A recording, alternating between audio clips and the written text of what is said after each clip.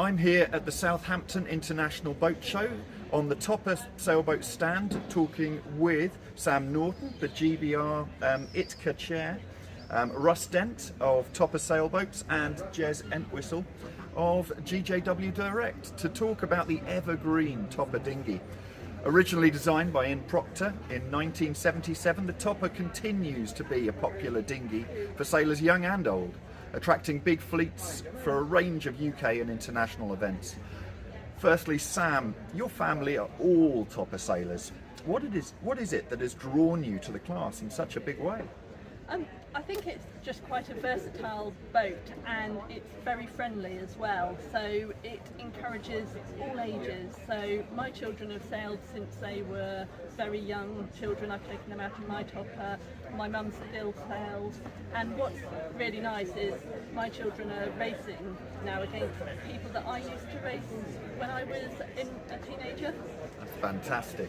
And Jez, this must be something you really can relate with, because Toppers have been a big part of your family as well. Absolutely, yeah. Both my girls grew up in Toppers and have now moved into other classes. So, yeah, I mean, everybody's sailed a Topper at some point in their life, whoever you are and whatever level of sailing you've done. So, absolutely, great little boat. And Russ, in 2004, you introduced the centre main sheet for the Topper. How did that help improve the dinghy? Well, I think at the time there were so many classes for centre main, even the opposite centre main. So when they were coming into a top, they were really struggling to use a centre main. So it was the right time to start the progression, going centre main, and then new improvements for the last 10 years.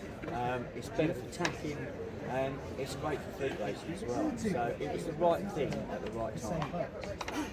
And Sam, with your original Topper, have you made any upgrades to that? Yes, I have my very old faded yellow Topper I've had since I was about 6. And I did upgrade it to a centre main sheet a few years ago when Holly decided she wanted to have a go at racing, and I thought it'd make it a lot easier for her to do that. I've also put on a new kicker, but everything else is basically the same. That is incredible to hear, that you've had a Topper and for that long and it's still out there and still sailing. It's incredible to see. And Jeremy, as part of GJW Direct, why do you choose to support the Topper class in particular? It's all about grassroots sailing, Mark. We're here at the boat show, and in my view, the whole industry relies on people coming into the sport. And if you know, we all know it's a very difficult sport to come into late in life. If you can come into it as a child, as a teenager, and learn to sail in a class like the Topper, which is friendly, it has events all around the country, around Europe, around the world, and really you'd struggle to find a sailing club in the UK that hasn't got a Topper in the boat park at some level or other, that you could enter the sport actually quite cheaply. Russ and his team have got all sorts of videos on how to renovate a Topper and make it race spec, and actually we all know that an old Topper is just as competitive as a brand new one off the peg. So from an insurer's point of view, it's great to work with not only ITCA but Topper as well when we're settling claims. And hopefully, you know, these guys will go into different classes.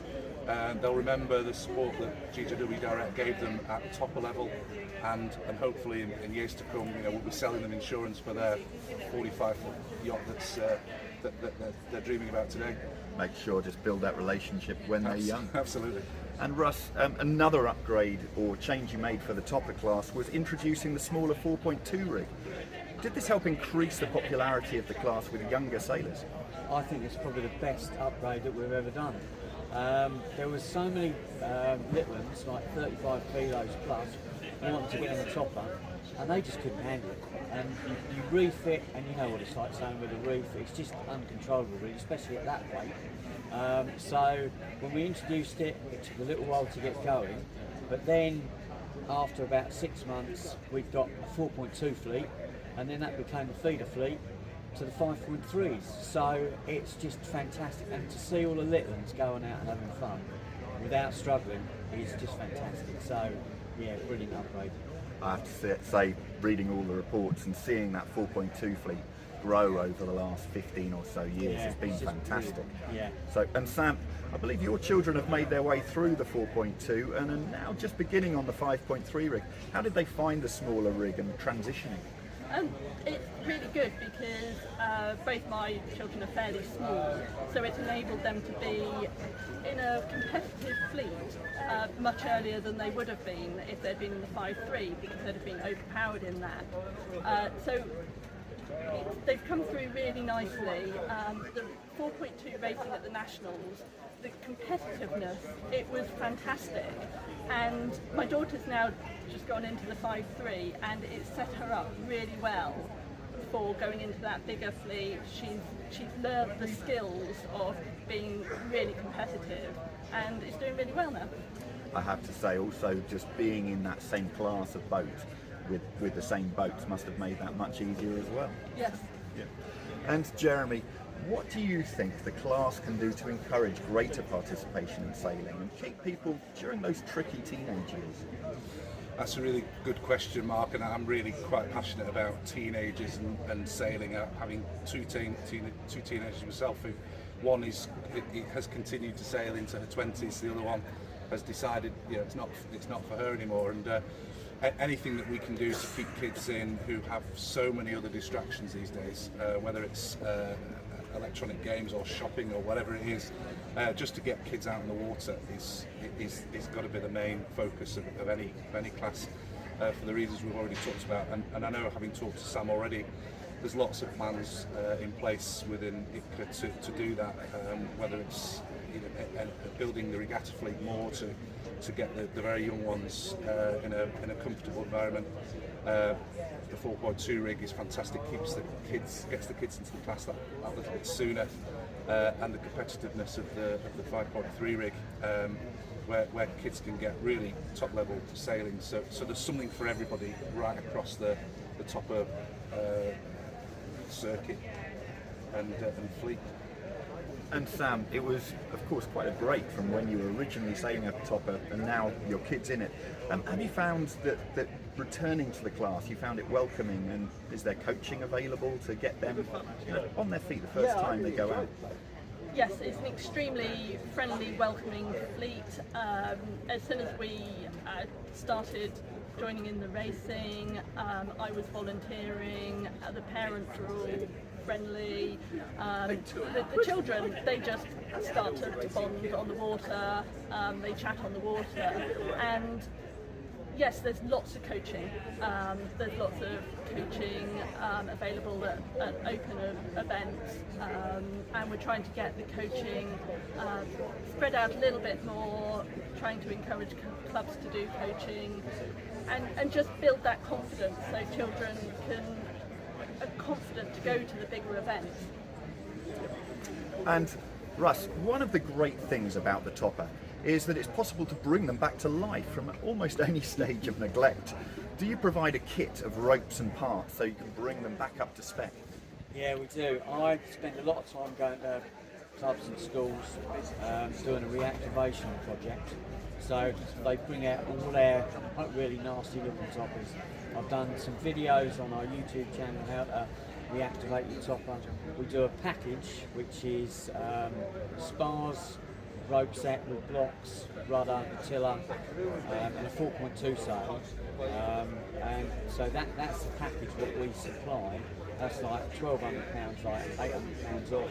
But if you buy like a couple of those, and then you can work out, what you've got on each boat. So you might have a top section on that one, or we need a sail on that one. So one or two of these kits you probably go, and we do like maybe 3 or 4 boats to get them back on the water. So it doesn't take long. It just takes a little bit of time. Like, how do we make these work for this kit? And I do it all the time. So we do it like a free service, going over, check your boats over, and then we can use the reactivation parts to get people back on the water. So for me, that's the best bit of my job.